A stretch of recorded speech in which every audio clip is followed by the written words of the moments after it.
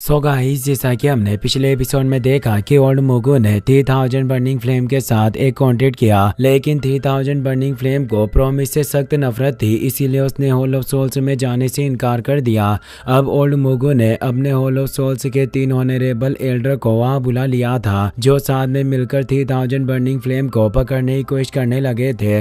पर वो 3000 burning flame काफी पावरफुल थी, इसीलिए उन्होंने नेटल सोल लॉक फॉर्मेशन से उसे पकड़ लिया। ओल्ड मुगु ने 3000 बर्निंग फ्लेम को कंट्रोल करने की कोशिश की, पर 3000 बर्निंग फ्लेम ने अपने ट्रू एसेंस का इस्तेमाल किया, जिससे ओल्ड मुगु दूर हो गया था और उसके मुंह से ब्लड आने लग गया था। फिर अब हम देखते हैं कि एल्डर क्यूलिंग ओल्ड मुगु की हालत देखकर मुस्कुरा रहे थे। वो कहते हैं कि इन हॉल ऑफ सोल्स के एल्डर ने 3000 बर्निंग फ्लेम की पावर को काफी कम आंका। जियोयान कहता है कि हॉल ऑफ सोल्स के एल्डर इतनी आसानी से 3000 बर्निंग फ्लेम को नहीं छोड़ेंगे, ये इसे हासिल करने की पूरी कोशिश करेंगे। 3000 बर्निंग फ्लेम अब कमजोर हो चुका था, इसीलिए वो बचकर भागने लगता है। ओल्ड मुगु अपने साथियों से कहता है कि 3000 बर्निंग फ्लेम अपने एसेंस फ्लेम का इस्तेमाल करने की वजह से कमजोर हो चुका है, इसीलिए तुम सभी को जल्दी से इसे रोकना होगा। जियोयान भी एल्डर क्यूलिंग से कहता है कि हमें इनका पीछा करना चाहिए, और वो दोनों भी अब 3000 बर्निंग फ्लेम के पीछे जाने लगते हैं। हॉल ऑफ सोल्स के ऑनरेबल एल्डर 3000 बर्निंग फ्लेम पर अटैक करने की कोशिश कर रहे थे। फर्स्ट ऑनरेबल एल्डर अपनी फुल स्पीड में उस 3000 बर्निंग फ्लेम का पीछा कर रहा था। वो उसे कहता है कि तुम मुझसे बचकर कहां भागना चाहते हो, और उस पर अपनी सोल पावर से अटैक करता है। पर 3000 बर्निंग फ्लेम काफी चालाक था, वो एक पत्थर के पीछे से मुड़ जाता है, जिससे फर्स्ट ऑनरेबल एल्डर के सारे अटैक फेल हो जाते हैं। लेकिन अब दूसरा ऑनरेबल एल्डर भी उस पर अटैक करने लग गया था। 3000 बर्निंग फ्लेम बहुत मुश्किल से बचकर भागने की कोशिश कर रहा था, पर वो उसकी सोल एनर्जी के बैरियर में फंस चुका था, जो थर्ड एल्डर ने क्रिएट किया था। 3000 बर्निंग फ्लेम गुस्से में था, वो अपनी पूरी पावर से उस बैरियर पर अटैक करके उसे नष्ट कर देता है, जिससे अब फर्स्ट ऑनरेबल एल्डर भी दूर हो गया था। लेकिन अब 3000 बर्निंग फ्लेम उसे मारने के लिए पीछे आ चुका था। वो अपने फायर ब्रेथ से उस हॉल ऑफ सोल्स एल्डर पर अटैक करने लगता है। फर्स्ट ऑनरेबल एल्डर उस अटैक को रोकने की पूरी कोशिश करने लग जाता है,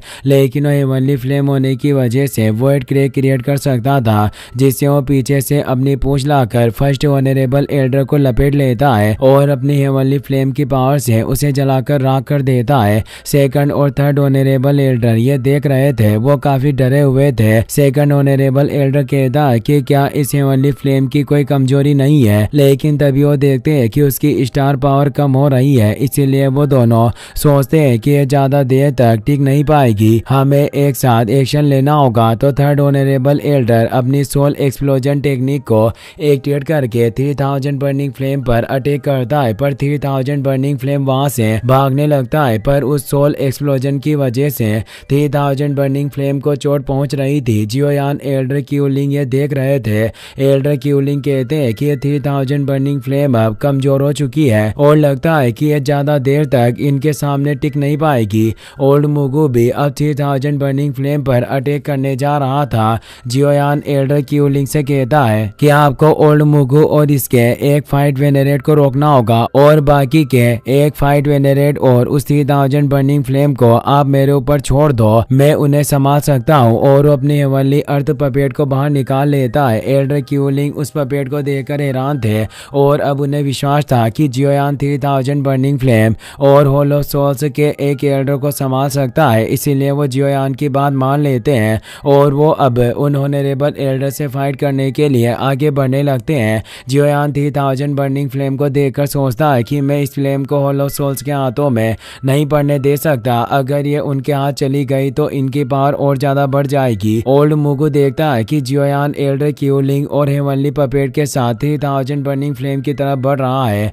जिससे उसे जियोयान पर गुस्सा आता है। वो कहता है कि लड़का आज मौत की तलाश में है, और वो अपने फायर एक्सप्लोजन मुंह से जियोयान पर अटैक करता है। पर एल्डर क्यूलिंग उस अटैक को रोकने के लिए आगे आ जाते हैं और बोलते हैं कि इसे मेरे ऊपर छोड़ दो। ये कहकर वो एक स्लेज से उस अटैक को नष्ट कर देते हैं। अब सेकंड ऑनरेबल एल्डर अपने वेपन को बाहर निकाल लेता है और लड़ने को तैयार था। वो एल्डर क्यूलिंग से कहता है कि हमारे रास्ते से हट जाओ, वरना तुम्हारे लिए ये अच्छा नहीं होगा। और अब एल्डर क्यूलिंग ओल्ड मुगु और सेकंड ऑनरेबल एल्डर से फाइट करने लग जाता है। वहीं वो थर्ड ऑनरेबल एल्डर अपनी स्वॉर्ड को बाहर निकाल लेता है और उनके तेज स्लेश से 3000 बर्निंग फ्लेम पर अटैक करने लगता है। जियोयान हेवनली फ्लेम की तरफ इशारा करता है जिससे वो समझ जाता है कि उसे थर्ड ऑनरेबल एल्डर से फाइट करनी है और वो पपेट उस ऑनरेबल एल्डर के सामने आ जाता है और उससे फाइट करने लगता है। हेवनली पपेट एवोल्व होने के बाद काफी पावरफुल हो चुका था जिससे उसके पंच से ही वो थर्ड ऑनरेबल एल्डर काफी दूर चला जाता है।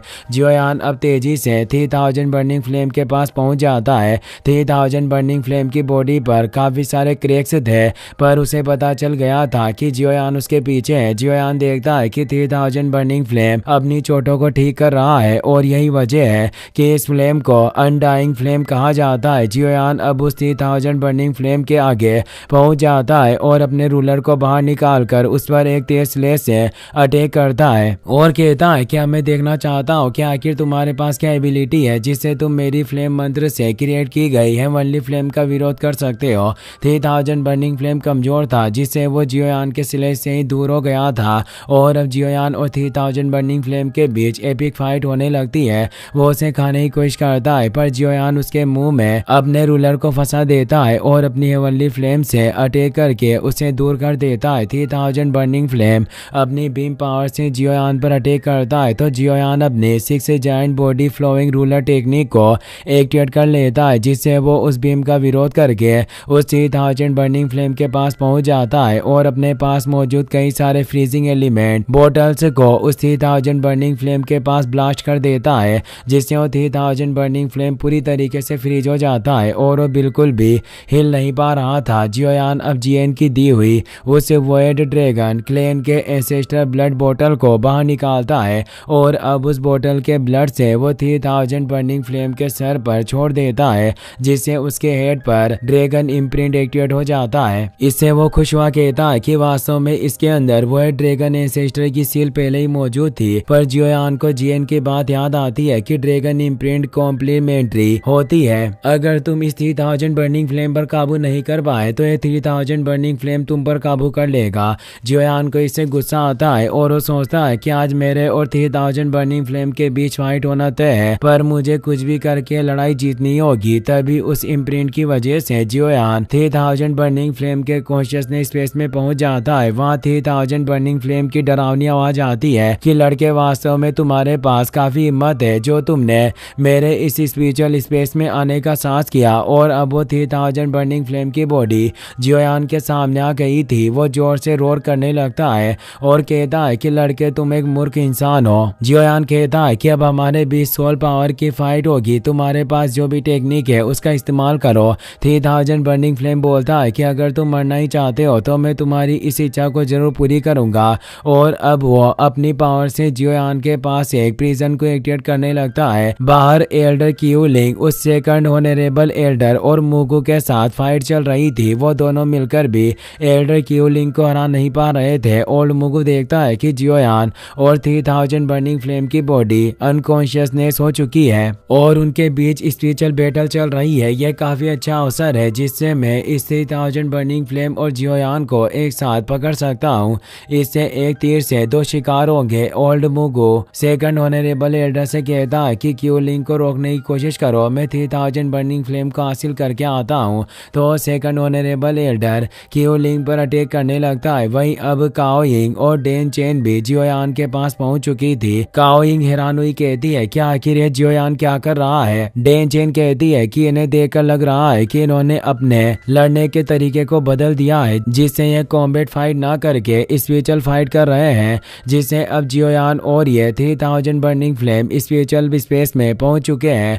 काओयिंग कहती है कि जियोयान की स्पिरिचुअल पावर पहले से ही काफी ज्यादा और पावरफुल है। डेन चेन बोलती है कि तुम सही कह रही हो पर इस तरह की फाइट में थोड़ी सी भी लापरवाही से पासा पलट सकता है। तभी वो देखते हैं कि ओल्ड मुगु तेजी से जियोयान पर अटैक करने जा रहा है। डेन चेन और काओयिंग अपनी पावर को एक्टिवेट कर लेती है और कहती है कि हमें इसे रोकना होगा और वो ओल्ड मुगु पर अटैक करने जाती है। वो कहती है कि तुम जियोयान को परेशान नहीं कर सकते। ओल्ड मोगो अपनी पावर को एक्टिवेट करते हुए बोलता है कि तुम मेरे रास्ते से हट जाओ, और वो उन पर पावरफुल अटैक करता है जिसका वो दोनों सामना नहीं कर पाती और दूर हो जाती है। ओल्ड मोगो तेजी से जियोयान की तरफ बढ़ रहा था जिससे काओइंग और डेन चेन परेशान होती है, पर तभी वहाँ एक वॉइड क्रैक क्रिएट होता है जिसके अटैक से ओल्ड मोगो दूर हो जाता है क्योंकि अब वहाँ जुआन कोंगजी आ गए थे। वो कहता है कि इस बार हॉल ऑफ सोल्स ने कई सारे फाइट वेनरेट को यहाँ भेजा है। काओइंग और डेन चेन उन्हें देखकर खुश होती है। ओल्ड मोगो डर गया था क्योंकि कोंगजी की पावर उनसे ज्यादा थी और वो आसानी से उन्हें मार सकता है। वो कहता है कि मेरे बाहरी साथी तुम्हें बाहर रोकने में कामयाब नहीं रहे, और अब वो अपने दोनों साथी एल्डर से कहता है कि हमें तुरंत यहाँ से निकलना होगा, और वो एक वॉइड कार्ड की मदद से वॉइड क्रैक को क्रिएट कर लेता है जिससे वो तीनों अब वहाँ से निकलने लगते हैं।